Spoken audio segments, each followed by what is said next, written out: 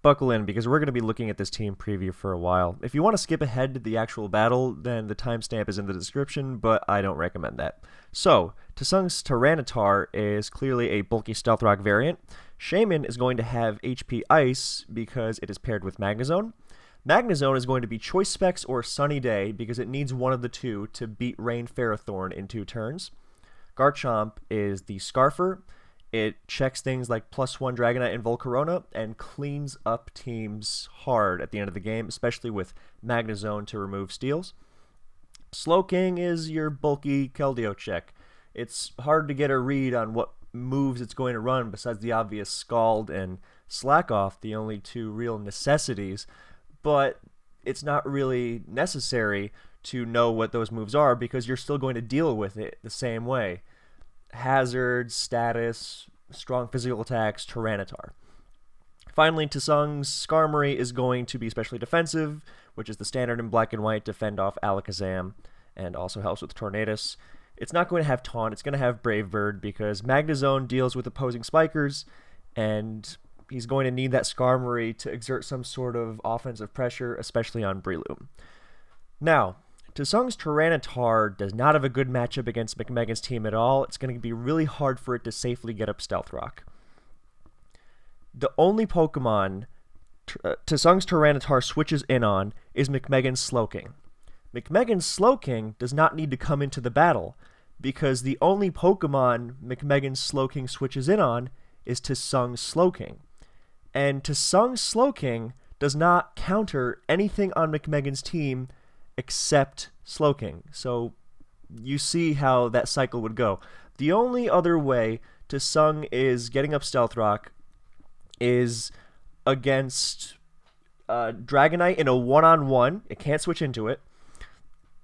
Or it can switch into McMeghan's Tyranitar as it sets up Stealth Rock, then live the superpower with its Chople Berry and get up rocks by itself. That's kind of risky business, as we'll get into when we look at McMeghan's team more in depth.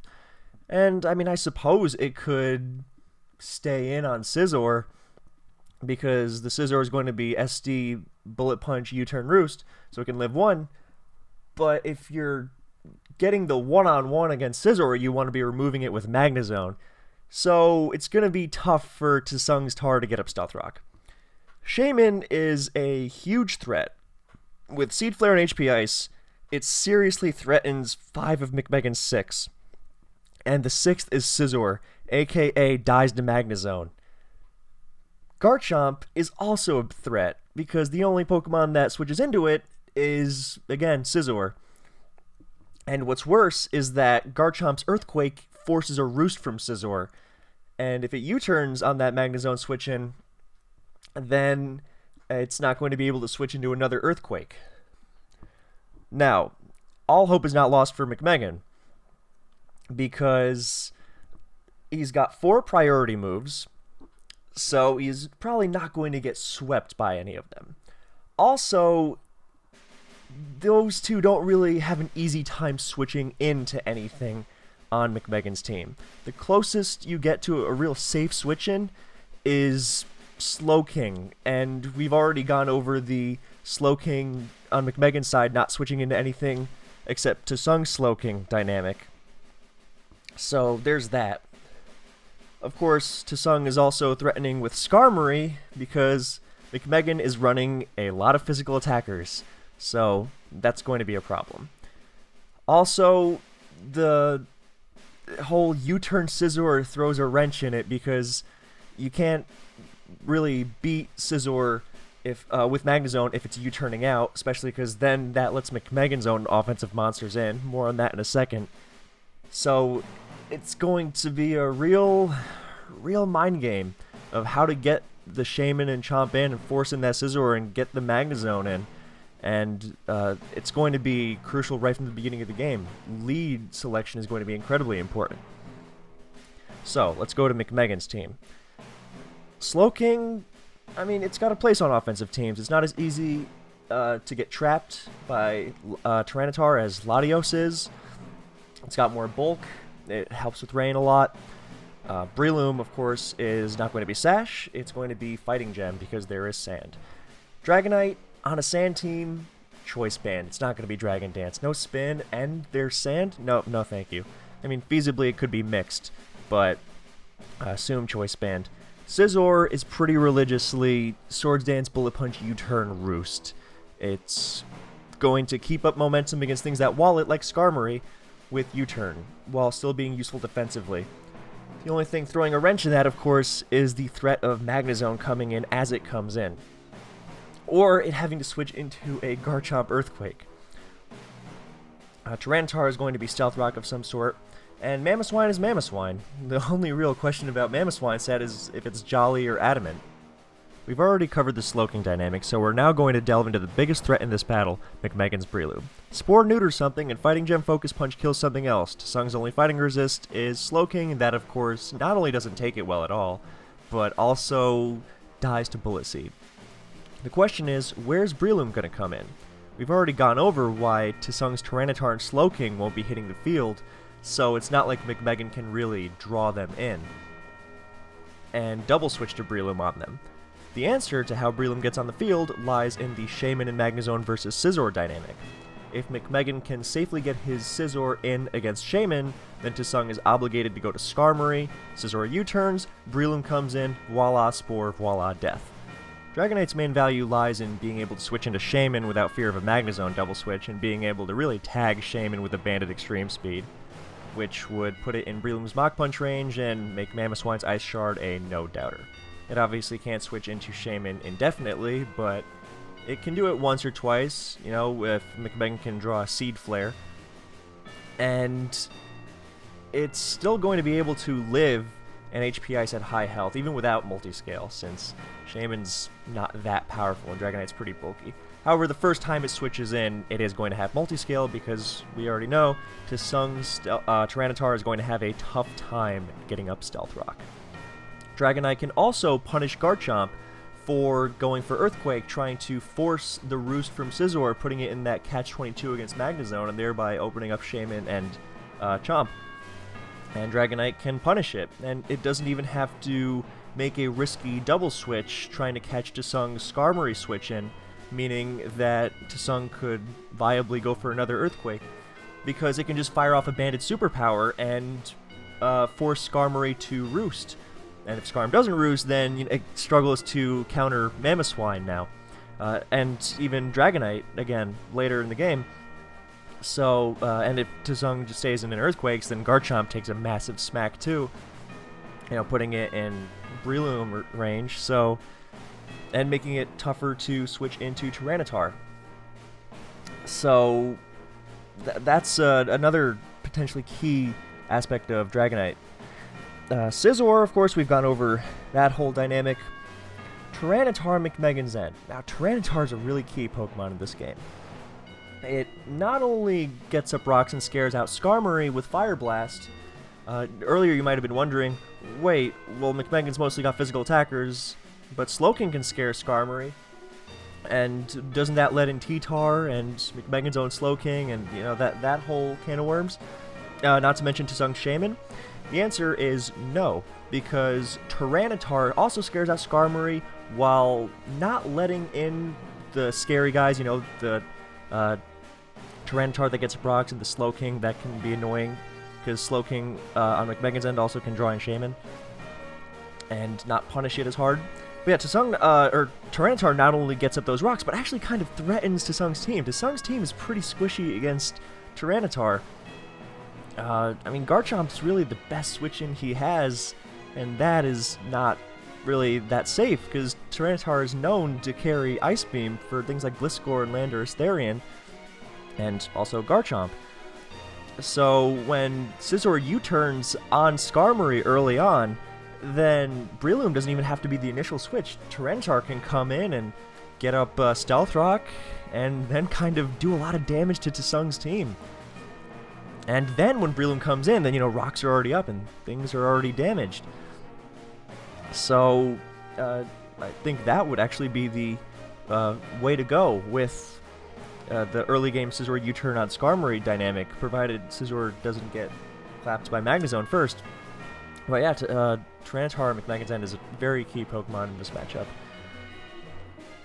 So Mamoswine finally is a big threat. It scares everything with near instant death, near for Slowking, which can barely live in Earthquake at full health. And Skarmory, it does not love Life Orb Icicle Crashes with Rocks Up. And so that's why Dragonite can potentially be key. And, wait, you want Spikes with Skarm? Well, now you can't switch into Mamoswine or Dragonite. So both players can severely threaten the other player with the tools they have at their disposal. Now, this lead matchup of Tyranitar versus Shaymin has a ton of important implications. First of all, Tesung let off Shaymin because he could not let Breloom come in and start messing him up right from the beginning with no repercussions, as it would against 4 of his Pokemon. And the 5th, Garchomp, first of all, Garchomp's a big threat, and even if it went for the risky turn 1 Outrage, it doesn't even kill Fighting Gem Breloom, which is EV'd to survive a hit from Expert Belt Keldeo. You can see the calc here. It won't even KO with Sand most of the time. And in return, he would lose his Garchomp pretty much, thanks to Black and White Sleep mechanics. What Shaymin does is it lands a big hit with HP Ice, and it gets Spore, but it gets Natural Cure, so it's not going to be taken out of the game. And then Tesung sacrifices something to Focus Punch. He was always going to have to do that. But the difference is, with this, he would have done something to the Breloom. He would have damaged the hell out of it, as opposed to having Breloom come in on one of his 4 slower Pokemon and mess him up. So he really didn't have much choice with that Shaymin leadoff. And what McMeghan was paranoid of was, of course, leading off with Scizor to counteract the Shaymin and getting Magnezone right from turn 1. Now, the risk of leading Magnezone and facing Breloom is just basically like, wow, that is really bad. He just gave him the Spore focus for completely free. But Tyranitar against Magnezone obviously is an amazing matchup. I mean, you scare Magnezone out, you get rocks. Tesung's team is squishy against T-Tar, which is incidentally another reason to lead Shaymin. So yeah, that would have been amazing, but it was too risky to go to Magnezone. And turn 1 sees McMeghan go to Scizor and breathe a sigh of relief as Tesung just goes for the Seed Flare. Now, going to Scizor there, obviously whenever you counter something with Scizor and you're trying to keep away from the Magnezone, obviously every turn is somewhat of a risk. But, maybe McMeghan says, alright, well this Shaymin's going to be the worst, maybe I just stay in with T-Tar and damage it with Fire Blast, and then it's not as much of a threat because of all my priority. And seeing how scary Breloom and Mamoswine and even Dragonite can be, then maybe it's worth the trade-off. Plus, it's not like he's going to KO me in one hit, I'll still have my T-Tar to get up rocks later. That was a reasonable move for McMeghan to make. And if you turn 1 Magnezone there and get Fire Blasted, then that's really bad, obviously. Of course, letting in Scizor and giving it that free U-turn off of Skarmory, that's not great either. But it's better than getting completely destroyed right from the beginning, so I think it was reasonable for McMeghan to lead Scizor, but it worked out. So he also could have said, well, he could have taken that into consideration even. What I mean is like, well, even if he leads Shaymin against my T-Tar, then I'm going to go to Scizor because he can't make that Magnezone switch turn 1. That's just ridiculous. So, Scizor coming in, and what I think is T-Tar comes in, gets up rocks, and starts messing stuff up, but McMeghan goes right to Breloom. So, it's not that Stealth Rock is so huge. It's just that, it is. I mean, it really is. It's just that, I don't know, I think Tyranitar ripping the hole would have made it easier for Breloom to mess stuff up. Maybe Breloom was jumping the gun a little here. I think when you already mess the other team up a little bit and then you get your Spore Punch off, especially with Mach Punch being able to weaken things off, then I think it would have been easier to topple the dominoes, so to speak. But he's still going to get that Spore, and Tesung's going to sacrifice the Tyranitar. A really, really, really ballsy move there would have been just Focus Punch. He can't let the Skarmory go. I mean, it's an incredibly tough move to make, and it's super easy for me or anyone else to say, well, it was objectively a better move because, he just can't risk the Skarmory and yada yada yada. But let me tell you, no one who says that would have also made that move. That is incredibly risky. Of course, it's easy for us to say, well, look at it. He's not going to risk the Scarm, and T-Tar or Slowking useless, and he was just easily going to sack one, and if you take out Scarm, or you take out one of his fodders for Spore, then the game becomes easier. Yeah, I agree. I totally agree. I'm just saying, even if I think Focus Punch was better, I'm just saying you can hardly fault a guy for sporing in that situation. So it's not even like it was bad. I mean, now Tesung's definitely not getting Stealth Rock. So that's really huge. So now he's got his Focus Punch, and here is an incredibly crucial turn because Tesung switches to Slowking to absorb the Breloom. Now, speaking of Breloom and Skarmory being important, this drew a lot of questions. Some people were feeling, hey, Bullet Seed. You know why? Because why is Tesung going to go right to Skarmory and just get Focus Punched, and I'm not going to say lose on the spot, but probably have an insurmountable deficit? So, and in that sense, I kind of agree.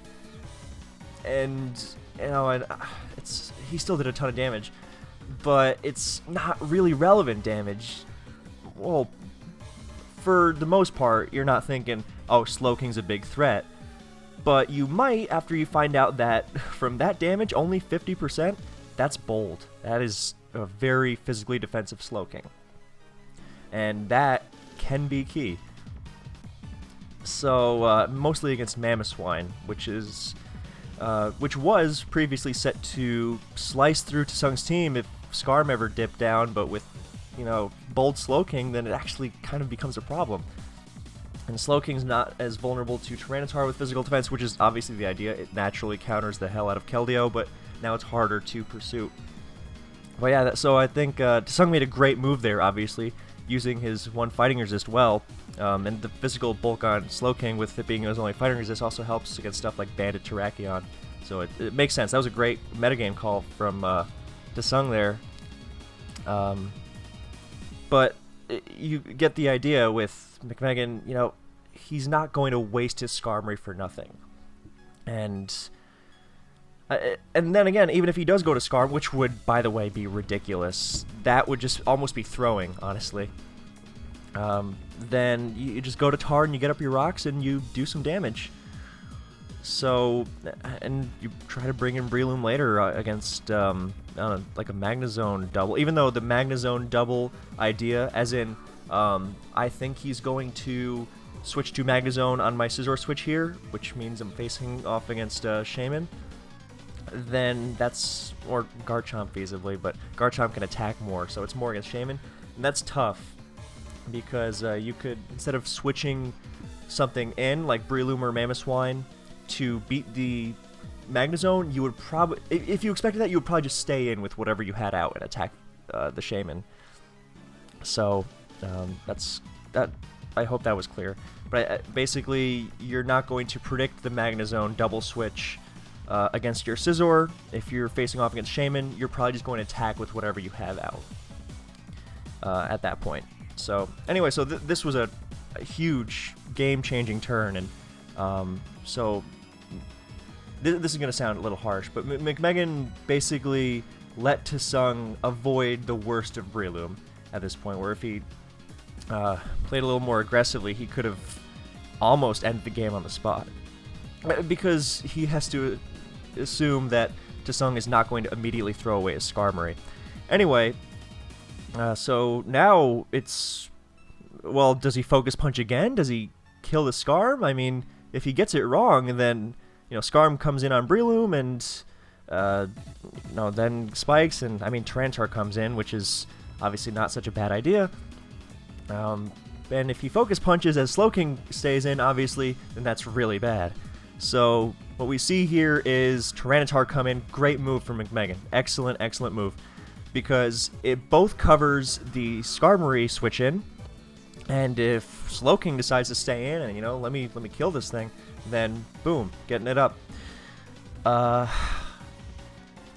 he's getting up Stealth Rock now. And he's going to do just that, and Slowking slacks off. So now it's at full. I was surprised to not see him Scald, because if Tyranitar eats a Scald, it's not going to do so hot in tanking Shaymin later. And something I should have mentioned earlier, in this dynamic of Tyranitar versus Shaymin, some people might say, well, you know, staying with T-Tar if you're so afraid of the Magnezone, not only the things we already covered about it being a ridiculous move for reasons mentioned, but if you let Tyranitar take such a hit, then you're not getting the most out of Tyranitar, and Tyranitar is a huge threat. So basically you decide between Stealth Rock and Fire Blast. And yeah, T-Tar can take a Fire Blast, or sorry, a Seed Flare, and hit Shaymin with a Fire Blast and come in against Skarmory later and get the rocks up, but it's not nearly as threatening as if it comes in against Skarmory at full health and gets rocks and then Fire Blast. It doesn't have to make that choice. It's a tough choice too, so that was better on all fronts. So we're going to get back to where we were. Not going for the crunch. And now McMeghan is looking to hit that Scarm on the switch, and instead finds Garchomp. So now we have that nasty Garchomp, Scizor, Dragonite dynamic. And what we see instead is Earthquake, Focus Sash T-Tar, Ice Beam, Dead Chomp. So that is an example of how to leverage your threats, getting the maximum use out of Tyranitar. No one was expecting Focus Sash, but the same logic applied even if it was a bulky variant, which I think more people expected. Sash Tar, not the most popular black and white choice, so you can't fault Tesung for expecting that at all. And Ice Beam is not really common. I mean, Ice Beam Tar, whatever it hits, it tends to hit because it's not something you tend to expect. And the more important thing is, he didn't have anything else to scout with. I mean, what's he going to do? Go back to Slowking and now threaten Crunch? I mean, I guess he could feasibly go to Slowking and back to Chomp on Rough Skin and, you know, on Crunch for Rough Skin and put it in range. But I mean, Bulky Tar still can live an Earthquake after that range, and I'm just throwing out hypotheticals, and they're ridiculous hypotheticals because it shows to illustrate just how little choice Tesung really has. I mean, what, Shaymin into Ice Beam? Shaymin into any attack with Rocks Up. My god, that's horrible. Magnezone, no. T-Tar, okay, no. Scarm, obviously not. I mean, Slowking just got away from a Tyranitar that he, for all he knows, has Pursuit. So, and he's going to probably want to use that Slowking at this point, since it's Bold, which no one expected. No one runs Bold Slowking, so that was a really great call on Tesung's end. I mean, most people are like, well, if you want physical defense, use Slowbro, but not the same versus Keldeo. And that's important when you've got Shaymin, because Shaymin is not really seen in black and white either. And one of the reasons it's not as threatening to McMeghan's team as it could be is because it doesn't really switch in on much. I mean, it switches in on Slowking. We've already gone over that dynamic. Although that dynamic has changed, since now Tesung Slowking is actually potentially useful since it's Bold. So there's that. And Shaymin, of course, is going to be the follow-up here, since now we've got the whole Scizor thing. I mean, it's still a risky move. I mean, does he want to preserve it? Does he want to go Dragonite? What's he going to do? It's a tough call to make, because there's nothing definitive you can pin down. Now, it's McMeghan's kind of in the driver's seat, but I mean, this Shaymin is still a big deal. Removing Chomp was good, but I mean, Skarmory is looking really scary at this point, since he didn't get max use out of the Breloom. I mean, he KO'd T-Tar with it, basically, and then Slowking got away unscathed. So, at this point, it's looking like maybe Breloom just comes in to fire off a Mach Punch on Shaymin and potentially, you know, catch a Magnezone double. And there is the Magnezone double. Aggressive move. Tesung felt he was too behind in the game to just let Scizor come in. And, I mean, Scizor U-turning out of Skarmory is threatening because Tyranitar can still come in. It's not going to die to hazards yet. since there aren't any on the field, obviously. But it's not going to... He doesn't want to give up that kind of momentum to give Tar more opportunity, but McMeghan is not risking the Scizor because he feels he just eliminated the Chomp. He can fight back now after the Breloom flub, I suppose. So now Tesung's like, alright, well, I don't want to let Magnezone die, so now I'm going to go to Slowking, and, well, Slowking's use might be not dying to T-Tar immediately.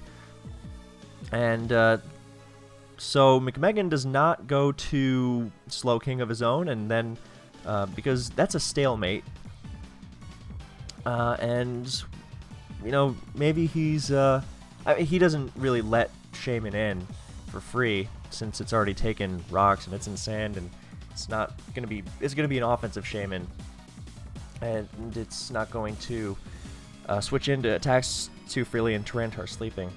But yeah, the idea is that Shaymin doesn't really have a defined defensive niche, and that's why, even though it's scary, then it's not as scary. Since it doesn't really have something it definitively comes in on other than scalding water types and Rotom Will-O-Wisp. And even that isn't too secure, so it's cool to see Shaymin in such an important battle, but it's also showing its flaws. Of course, it's also showing its major strengths, and Celebi could not do the same thing. It's destroyed by U-Turn and Pursuit. On the other hand, it also resists fighting, and it's good against Keldeo as a result of that, but that's another story. Breloom is the bigger problem here, of course. So Ice Beam and then Scald. So now Breloom's going to come in again, or he could go to Scizor and pick up a U-Turn. The thing is, without T-Tar, he can't scare Skarmory as well, meaning he's got to go to Slowking, and then Tesung's own Slowking is kind of a threat. And, you know, then he's got to double to it with Breloom and, you know, predict with Focus Punch, or he could go to Dragonite and try to do something there, but it's risky business at this point. So, that was the idea. So, he goes to Scizor, he's going to get that U-Turn on the Skarmory, and he's going to bring in Slowking. So, the notable thing about this Slowking is we don't see leftovers, and before we kind of were like, oh, it can be whatever kind of Slowking, you know, defensive, Scald, Psyshock, Fire Blast, you know, threatens Keldeo, and it's hard to switch into. Doesn't give Spikers any breathing room. But now we know that Slowking is Life Orbed, and it's probably going to be Trick Room. The idea is that it's slow, but it can use that to its advantage and clean late game. You know, a lot of offense is like, oh, I'm just going to overwhelm Slowking, no big deal. And then it turns the tables on them, and it's, and it actually, okay, it's usually not sweeping, but it's going to leave a huge dent, and it leaves... Actually, it uses the low speed of McMeghan's offensive-oriented team to its advantage because, I mean, he's got a lot of priority, but he's still pretty slow, and that's can be seen in how his method of dealing with something like Shaymin, which is running a not even that fast, but you know, faster than his whole team, speed tier of 100. So something like CB Dragonite obviously is just going to pick up a lot of KOs when you can't revenge it with something like Latios. So, of course, Life Orb Slowking is dangerous, and it's definitely not going to invite a Shaymin switch in now, but it is walled by Tesung's own Slowking. So he's not going to risk the Skarm for a spike. Skarm's too important, and McMeghan makes a nice move. He is chipping Skarm down with Rocks and U-Turn, and that's going to make Mamoswine a threat. Because even if Slowking switches in to the Icicle Crash, if Skarmory, and you know, if McMeghan doesn't get the prediction correct with Icicle Crash or EQ, then he would much prefer Slowking come in and regenerate because he can bounce back against that. Whereas Skarmory, he wants to prevent from getting the Roost off. Skarmory is harder to kill, but it's also easier to wear down into a position where it can no longer really be a threat. Whereas Slowking, harder to wear down, easier to KO if push comes to shove. So that was a great move by McMeghan. He's being aggressive here, and here we see bold Slowking in full force, and we see a Breloom, but he doesn't switch into Scald or Psyshock as he pops a Slack off and doesn't lose much health from the U-turn, but Breloom's in again, and now we see more risky business here. Do we see the... I mean, sometimes in a purely desperate or truly desperate players with Focus Punching Breloom are like, alright, I'm going to Focus Punch in front of Skarm, and I'm going to make him kill me with Brave Bird, and he's going to take 1,000,000 recoil damage, and then Mamoswine's a threat. So push comes to shove, it might actually be that. So the cards are on the table here, and it's however each player wants to position themselves at this point. I mean, Tesung's on the back foot, but everything is so risky, and everything can really... the tables can be turned quite quickly. Slowking went from being not so much of a big deal to, oh my god, this thing is walling me. Just by, some great play. Maybe McMeghan not being as aggressive as he needed to be. Maybe playing a little too straightforwardly and losing his best advantage. And the surprise of bold Slowking. I mean, to his credit, who would have thought the Slowking would be bold? He was probably like, oh, well, even if it switches into Fighting Gem Focus Punch, then I'm still going to pummel it. Slowking doesn't run much defense EVs, if any. And instead, it's nearly maxed out. So he's going to go for that Focus Punch, and he nails the Skarmory. He decides, well, you know what? Tesung needs this Slowking. It's a threat, mostly because of McMeghan's own Slowking. Because if Slowking goes down, McMeghan's Slowking just kind of messes with the whole team. And he's got the stops with his other Pokemon to pivot around the potential ways of playing around it, i.e., well, not much. Basically, he needs Slowking for Slowking. So McMeghan makes that correct move, pulls the risky trigger, and now we're in that Skarm versus Breloom phase, and McMeghan's like, you know what? I'm avoiding any risk. I am not going to go to Slowking and, pull this later. I mean, I suppose you could also make an argument for, yeah, he's going to, obviously, Brave Bird, switch the hell out. Because he just can't risk roosting and dying for nothing. The risk-reward of that is just ridiculous, because McMeghan so feasibly could Focus Punch. That's exactly why he didn't need to, is what I'm getting at. But yeah, Breloom goes down, and if Breloom didn't go down there and Skarm Brave Birded on the switch, then Breloom's just gonna sweep on its own. So I think that's why it was worth trying again, because even if it doesn't work, you can try that again. But then again, that Breloom versus Slowking dynamic, that's also risky. You could also try other routes with Dragonite and Mamoswine, but I mean, again, can't fault him really for making sure Skarm's out of the picture, because Mamoswine is an immense threat. So it goes down. Skarmory is still out of Stealth Rock range, but Mamoswine's going to come in, and Slowking comes in. Can't pull that Earthquake trigger, that's ridiculous. And he misses an Icicle Crash, which blows. Even though it's bold, it's still going to sting, and it's going to mess with Regenerator, and that's going to be crucial for Dragonite Scizor later. And now Scald is free, and the only Pokemon that doesn't mind taking it, per se, is Slowking, which is going to lose horribly to Tesung's own Slowking. So maybe another reason Breloom was kind of crucial. Now he's got to hope it doesn't burn, and Dragonite comes in, and it doesn't burn. So now, another perk of Skarmory being so low is that Outrage is killing shit. If Slowking eats an Outrage and, hits it back, it's not going to do a lot of damage. The bigger threat would be slacking it off and waiting for confusion to set in. But other than that, Outrage is 2 KOing everything.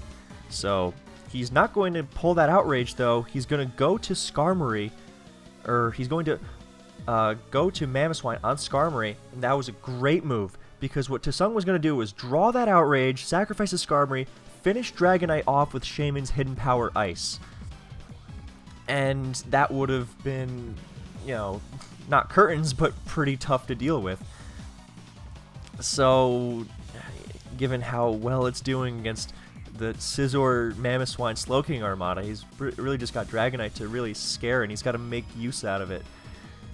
So he's got Mamoswine here. Now Skarmory dies to Rock, so he won't even hit Outrage next time.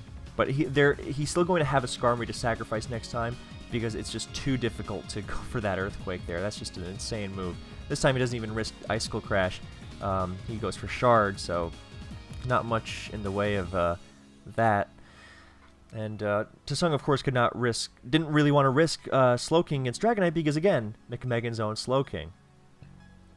And, I mean, he still got Shaymin, but, then that Scizor, dynamic sets in, so lots of prediction.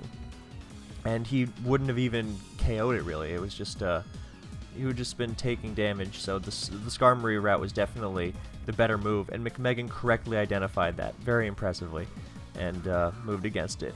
So now he's got to avoid another Scald Burn. Yikes. Dangerous stuff. Dangerous stuff. I mean, you can say Ice Glow Crash missed, and a great move there by McMeghan. That was impeccable, because if Skarmory comes in and McMeghan uses Outrage, then McMeghan can just switch out like nothing happened, so he's not actually locked in for the KO against Shaymin. So what Tesung tried to do was go to Tyranitar, force it to Outrage, and force it to actually hit the move Outrage, lock itself in, because Tyranitar is also useless, I mean sleeping, and now even the Spore is gone, so it doesn't really matter. And so that was a good move, and McMeghan identified that and went for Earthquake. I thought he'd be running a Superpower Band Dragonite, which would actually put a scare in Skarmory. I do think that is the superior move, but it's working out here. For all intents and purposes, Superpower would have been, well, I guess it's harder to make that move against Slowking. Earthquake actually threatened Slowking, I guess, or it did something to it if it would still do a lot if it stayed in. But yeah, he wasn't risking Slowking again, so that was a great move, and he takes out the Tyranitar. So Shaymin's in now, unfortunately.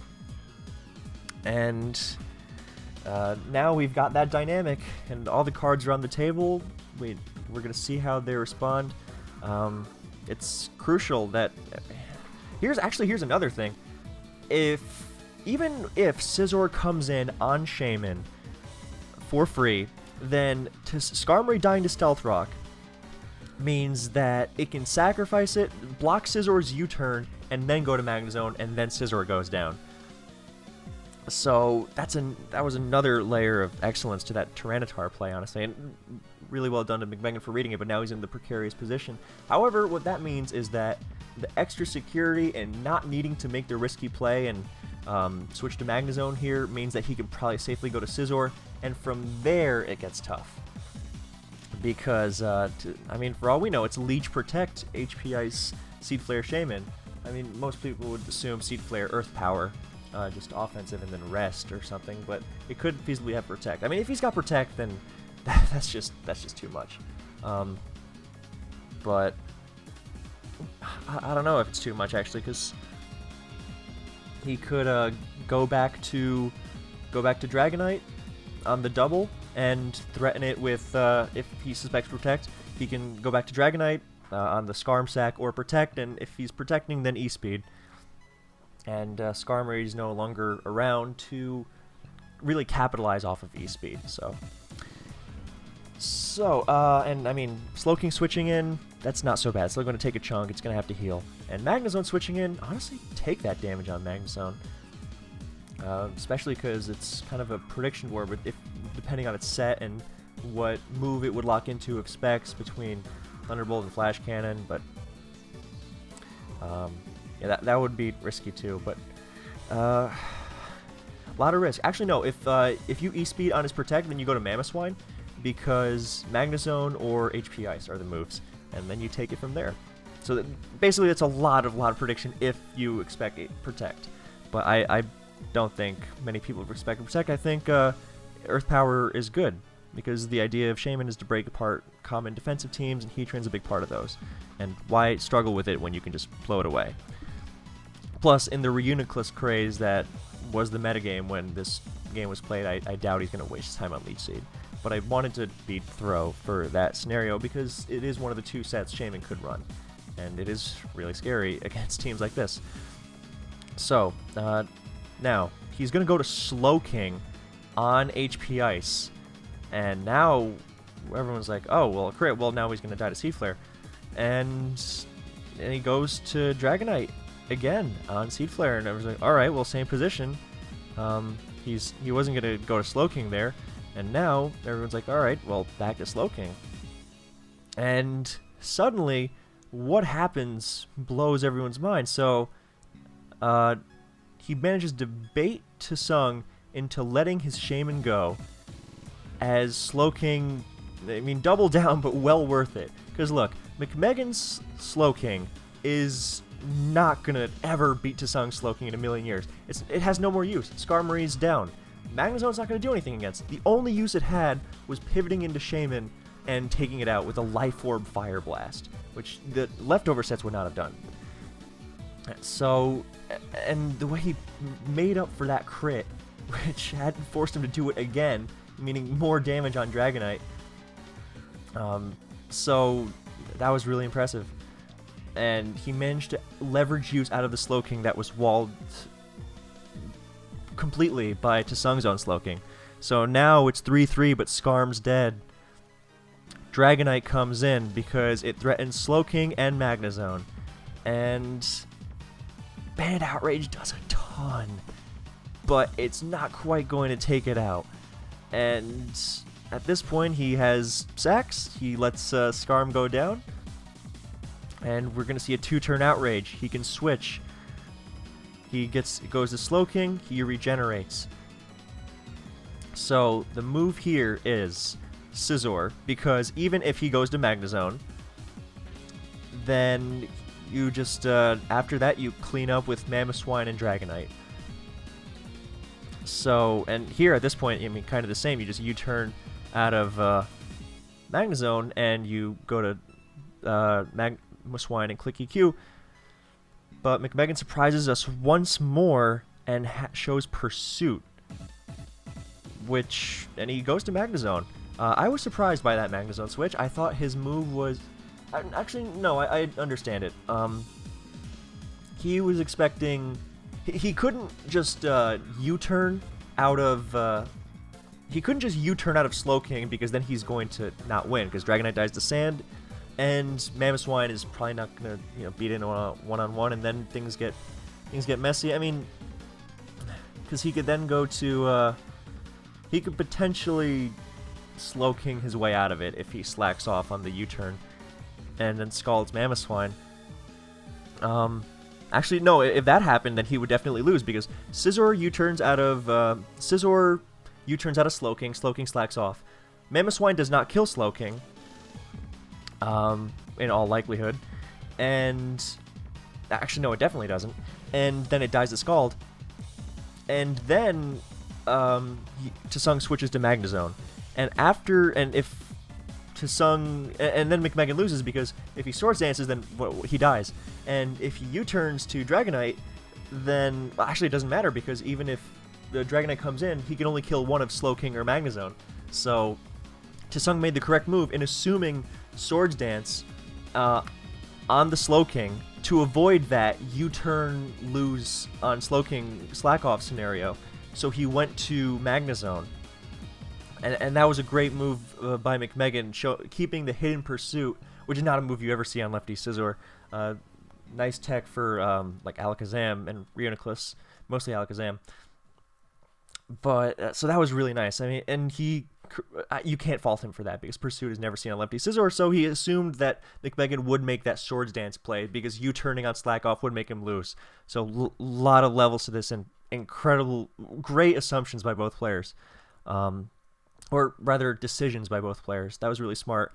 So now Magnezone goes down, but now Slowking has to slack off against Magnezone and then take a CB Outrage. So, looking like McMeghan has barely pulled this out of his ass, but looking at how much Earthquake is doing and how much Outrage did, he's going to need a lot of luck, and even then, who knows if it's possible. But everyone's watching with bated breath, and everyone's thinking back, man, thank God those Scalds didn't burn. Then, the Icicle Crash miss earlier, not to sound like an apologist, but that did affect Slowking's health, notably. So, yeah, who knows? It affected the game a little, so we'll say fair's fair, I guess. But yeah, look at those rolls. I mean, it's breaking 55. So, I mean, he's got to hope for... The lowest roll so far has been 47.5, so he's got to hope for a lot of those in a row, and even then, the Outrage did 78 points, so call it 79, so he's got to be at 80%, you know, to have any modicum of safety. But yeah, Dragonite's going to come in, and on 3%, McMeghan wins. Something I want to highlight about this battle, other than the utterly elite level of play in such a high-stakes game, is the element of surprise being used to such great effect throughout. Tesung's Slowking looked pretty useless at preview, suddenly it's bold, and it's his unkillable MVP. McMeghan's Ice Beam Tyranitar, not exactly an unheard of set, but certainly a surprising game changer. Even at the end, Pursuit Scizor gave McMeghan the edge when the standard Swords Dance U-turn set would have had to make a very, very tough call. And Pursuit Scizor, I mean, talk about sets that don't exist. So, other than that, then this is just the creme de la creme of Pokemon. This two of the best players ever, and delivering an absolutely classic game. This is the kind of battle that inspires people to become better players and achieve things. Whenever you ask someone in the tour scene, hey, what's one of your favorite tournament battles? By far the most common answer is this battle. And that's why I decided to give it its own video. So I hope this analysis was satisfactory. Oh, one last thing. I want to give a shout out to Remedy. I believe he is the one who built the team McMeghan is using. So I think he deserves some credit.